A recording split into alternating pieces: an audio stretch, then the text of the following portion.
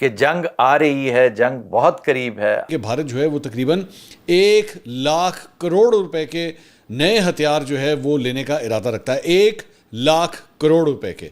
मोदी ऐसे ही है, जैसे मुड़ेगा ज़रूर और दोबारा आपकी तरफ अटैक करेगा। इसके लिए पाकिस्तान को हमा वक्त तैयार रहना चाहिए। भारत जो है वो पाकिस्तान के ऊपर दोबारा भी हमला कर सकता है। और अगर आपने नहीं देखा तो अग्नि लेटेस्ट वेरिएंट उनका देखें जो अंडरग्राउंड हिट करता है। तो जिस तरह बार बार हम कह रहे हैं कि ये हम बातचीत करने को तैयार हैं, हम चाहते हैं कि अमन कायम हो।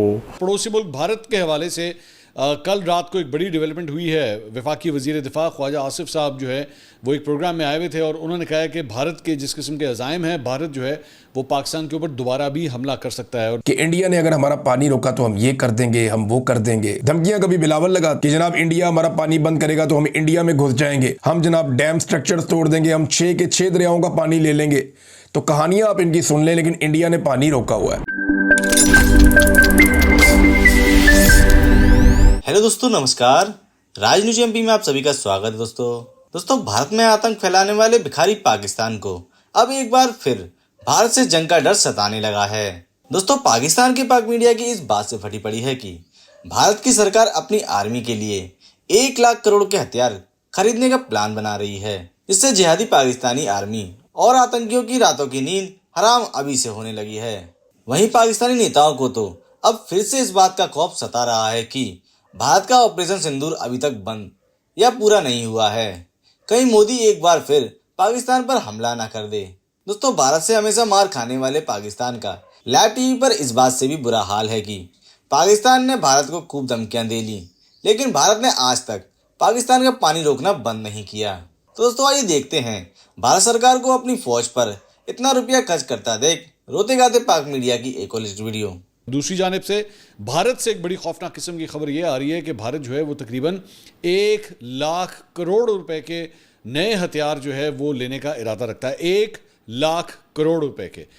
ये डिटेल्स क्या हैं, किस किस्म के हथियार जो है वो लेना चाह रहा है और क्या अपडेट्स हैं। भारत जो है वो पाकिस्तान पे दोबारा भी हमला कर सकता है। इसकी सिर्फ हेडलाइन में ही लिखा हुआ है, spy planes, air defence system, sea mines, government set to clear over ₹1 lakh crore in upgrades amid ongoing operation Sindoor. अच्छा, एमिड ऑनगोइंग ऑपरेशन सिंदूर, यानी वो कह रहे हैं कि ऑपरेशन सिंदूर जो है अभी भी जारी है और उसके अंदर जो है इसको अपग्रेड करने के लिए, इसमें मजीद हथियार लेने के लिए 1 लाख करोड़ के हथियार या तो नए लिए जाएंगे या जो मौजूद है उनको अपग्रेड किया जाएगा। वो कौन कौन से हथियार हैं, बेसिकली हो ये रहा है कि इनकी डिफेंस एक्विजिशन काउंसिल DAC जो बेसिकली हथियार खरीदने, एक्विजिशंस लेने, नई चीज़ों को अपग्रेड करने के हवाले से अप्रूवल देती है, उसका इजलास जो है वो होने जा रहा है और उसको उनके जो डिफेंस मिनिस्टर हैं राजनाथ सिंह वो इसको लीड करेंगे। तो उसके अंदर ये बताया गया है कि जनाब जो मुख्तलिफ चीज़ें ये लोग ख़रीदने लगे हैं उसकी चंद तफसीलात हैं। एक तो quick reaction surface to air missile, उसके बारे में इंडियन आर्मी जो है वो प्रपोजल उसने दिया है जी 30,000 करोड़, 1 लाख में से 30,000 करोड़ जो है वो तो सिर्फ इसी चीज़ के ऊपर जो है वो लगाया जाए। और उसमें उन्होंने कहा है कि जी उससे 30, ये बेसिकली एक ऐसा नया मिसाइल डिफेंस सिस्टम जो है वो लेना चाहते हैं जिसमें 30 किलोमीटर की रेंज के अंदर जो है कोई भी फ़िज़ाई चीज़ अगर आए, चाहे ड्रोन्स हों, मिसाइल्स हों, जहाज़ हों, उनको जो है वो टारगेट किया जा सके। इसके अलावा आई स्टार स्पाई प्लेन्स, अब ये आई स्टार स्पाई प्लेन्स जो हैं वो क्या हैं, ये बेसिकली इसका मकसद ये है कि जो वो जासूसी करना और अपने मतलब पड़ोसी मुल्क यानी कि वही पाकिस्तान हो गया या फिर चाइना हो गया, उसकी जासूसी करने के लिए जो है वो ये स्पाई प्लेन्स ख़रीदना चाहते हैं। इसके अलावा DRDO सी माइंस, यानी कि जो समंदर के अंदर जो माइंस जो हैं वो फिट की जाती हैं, फिट नहीं होती, बेसिकली वो तैर रही होती हैं और अगर वो किसी सबमरीन को टच करें या जहाज़ को टच करें तो फिर वो एक्सप्लोड कर जाती हैं।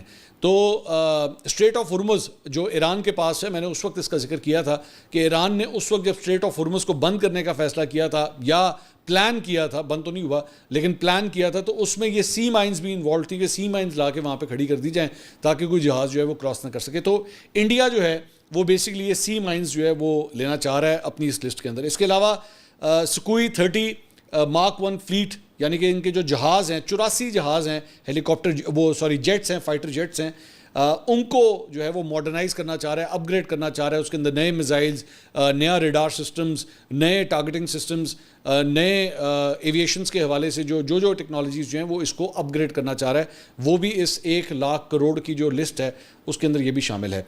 इसके साथ साथ अंडर वाटर ऑटोनोमस वेसल्स, ये बेसिकली इसमें लिखा हुआ है the navy is also pushing for unmanned under water drones to strengthen under sea warfare and surveillance capabilities. आपने हवा में उड़ने वाले ड्रोन्स तो आपने सुने होंगे, लेकिन ये जिन ड्रोन्स की बात हो रही है अंडर वाटर बेसिकली चलते हैं, इनको भी उसी तरह रिमोट के साथ कंट्रोल किया जाता है, लेकिन ये पानी के नीचे जो है वो चलते हैं और इसके अंदर भी मतलब इट्स अनमैन्ड, इनके अंदर बंदा नहीं बैठा होता बल्कि रिमोट के ज़रिए जो इनको कंट्रोल किया जा रहा होता है और कई किलोमीटर तक जो है वो जाके सर्वेलेंस या जासूसी कर सकते हैं कि कोई दूसरे मुल्क की जो है वो कोई सबमरीन आई हुई है या जहाज़ आया हुआ है, और इनको जो है वो थ्रेट के तौर पर भी इस्तेमाल किया जा सकता है, इनको आम भी किया जा सकता है, जिसके ज़रिए दूसरे जो मुल्क है जिसके साथ जंग हो रही है उसके जहाज़ों को या सबमरीन्स को जो है वो टारगेट किया जाए। इसकी पॉसिबिलिटी है। तो जिस तरह बार बार हम कह रहे हैं कि ये हम बातचीत करने को तैयार हैं, हम चाहते हैं कि अमन कायम हो, टेंशन ना हो, हमारी तरफ से ये इंटरनेशनल फोरम्स में ये बात हो रही है, और कश्मीर का जो इशू है एक उसका को हल होना चाहिए। पानी का इशू जो है, और पानी का देखें उन्होंने despite the decision coming from international court of international arbitration tribunal जो है, उसने जो डिसीजन दिया है वो उसमें कोई एम्बिग्विटी नहीं है, लेकिन उन्होंने कहा जी हम करेंगे। तो आप क्या करेंगे अब इसके ऊपर? तो हमारे पास रास्ता एक ही है ना, आपको तो वो पानी चाहिए, आप ये तो नहीं करेंगे हमारे लिए तो हमने तो प्राइम मिनिस्टर ने और एक हमारी कलेक्टिव डिसीजन यही है कि अगर वो पानी रोकेंगे तो it will be declared as an act of war against Pakistan जो है अभी जा रही है जो है जो इसके लिए तो ख्वाजा साहब लड़ना है तो लड़ना पड़ेगा। नहीं, बिल्कुल लड़ना पड़ेगा। एक वो पाकिस्तान के वो फॉर्मर प्राइम मिनिस्टर है, मुझे नाम नहीं उनका जहन में आ रहा, तो उन्होंने बिल्कुल सही बात की थी। उन्होंने कहा कि वो प्यासा मरने से बेहतर है कि लड़के मर जाए, और ज़्यादा बेहतर है। मुझे याद है कि ये माहिदा जब हुआ था ना 60s में, 1960 में ये माहिदा हुआ था, उसके बाद जितनी देर अयूब खान हुक्मरान रहा है उसको ये ताना लगता है कि तुमने हमारे दरिया बेच दिए। तो तीनों ईस्टर रिवर देना तो गलती थी सर, बिल्कुल गलती थी। और वो स्टिग्मा जो है ना अयूब खान वो लेके जो है ना इक़्तिदार से अलहदा हुआ, वो स्टिग्मा जो है आज भी जो है ना, यानी ब्यास का तो बीच में नहीं था, लेकिन राफ़ी और सतलुज तो थे। ब्यास तो फीड करता है, वो सतलुज में आ जाता है।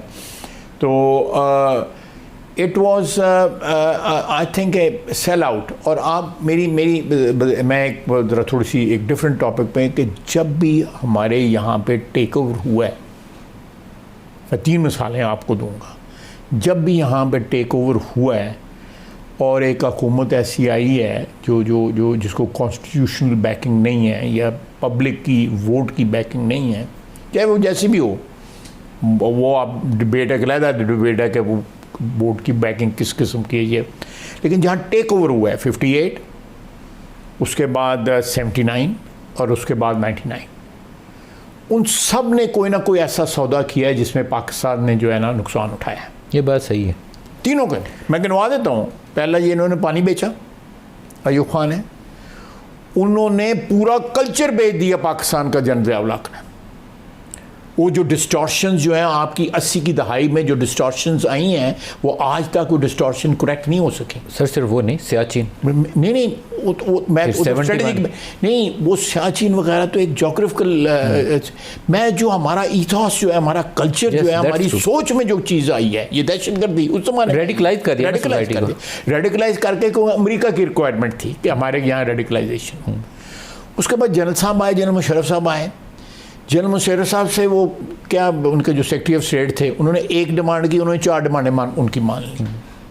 Further radicalisation, further influx of Afghan into Pakistan, और हमारी इंटेंगलमेंट ऐसी वहाँ पे हो गई कि आज भी हम जो है ना वो घिरा जो है ना, वो जो नॉट्स जो है ना एक एक करके खोलने की कोशिश करते हैं।